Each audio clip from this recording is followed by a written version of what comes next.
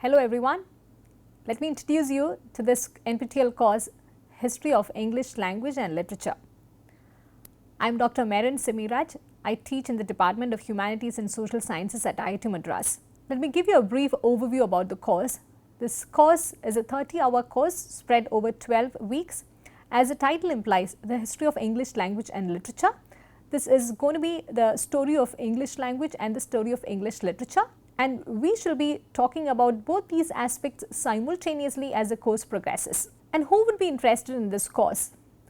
This is one of the core courses for any student of English literature, but this could also be of use and interest to you if you have a general interest in literature, and if you are one of those who are interested in knowing a little bit more about the historical context and the other sequential and chronological details of how literature came into being, how it influenced different kinds of people, and how its historical positioning has been. Let me also try to give you a few more details about how the course is going to be structured and what and how we would be covering this entire course. So, to begin with, let me try and answer a few questions for you so that the course structure and the intentions of the course become clearer. So, what exactly is this course about? This course is a chronological and narrative history of English literature, and when I say English literature, I have in mind English and whatever literature has been produced by the English people and whatever has evolved from the land of England. So, we use English in a very limited sense throughout this course. We shall be focusing on the history of England, how literature emerged in England and how it went on to become a global kind of literature in the later centuries. And which period do we have in mind? When did all of this history happen? In that sense, we shall be looking at a very vast history from wolf to wolf, wolf being the old text Beowulf, and this is Virginia Woolf.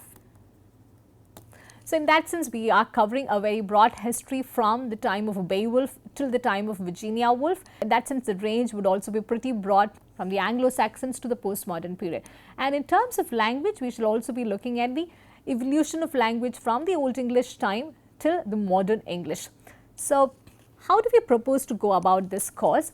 We shall be framing this course in multiple ways, and especially the highlight of the course will be the focus that this will be giving on various non-literary features and how they went on to shape and redefine literature at particular points of time.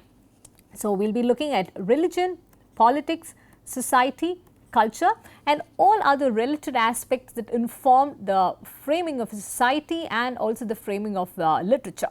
Who does this course talk about? This course will be talking about not just about authors, we will be talking about authors, kings, rulers, the commoners, and even about scientists, artists and a whole set of people who have contributed to the emergence of a particular kind of writing or a particular kind of dissemination of literature. Which is going to be our location? Where has all of these things happened? Interestingly, if you are a student of literature and if you are interested in knowing a bit more about literature, it would be a matter of much curiosity for you to know that all of these events happen in battlefields, in churches, at courts, in coffee houses, inns, theatres, in publishing houses and even on the streets.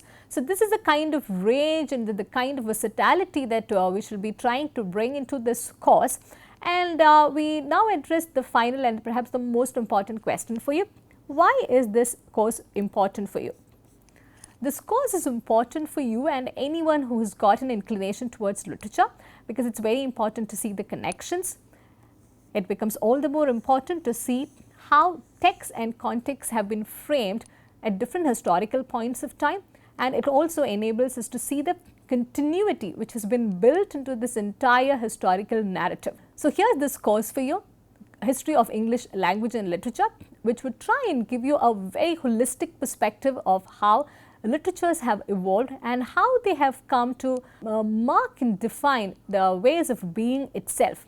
I hope this course will be of much interest and use to you, and we look forward to seeing more of you in this course. Thank you for listening to this video.